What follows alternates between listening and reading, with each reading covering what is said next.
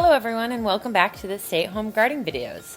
Today we're actually going to talk about how to plant potatoes. But before we can plant any potatoes, we do need to learn some terms, specifically the bud or eye of a potato.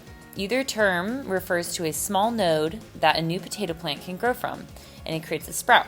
So you can see on this photo where a bud or eye potato is.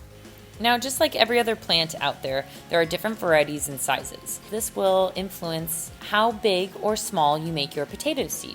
So you will take your potato and cut it up into smaller pieces to make your potato seed. Our friends from Klamath Falls will explain in detail. When cutting potato for seed, aim for pieces about the size of a golf ball or weighing approximately 2 ounces. A little bigger or smaller is fine, and the weight will differ based on the type of potato.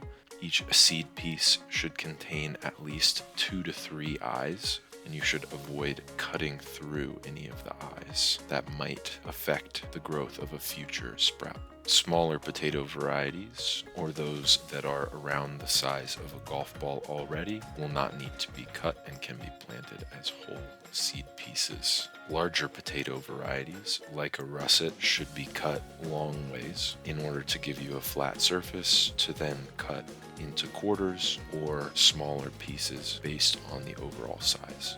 Freshly cut seed can be planted directly after cutting, or if time allows, the seed can be stored for 2 to 3 days in something breathable like a paper bag in an airy, cool place out of direct sunlight to allow for suberization or healing of the cut seed pieces, which can make them less susceptible to rot or other diseases.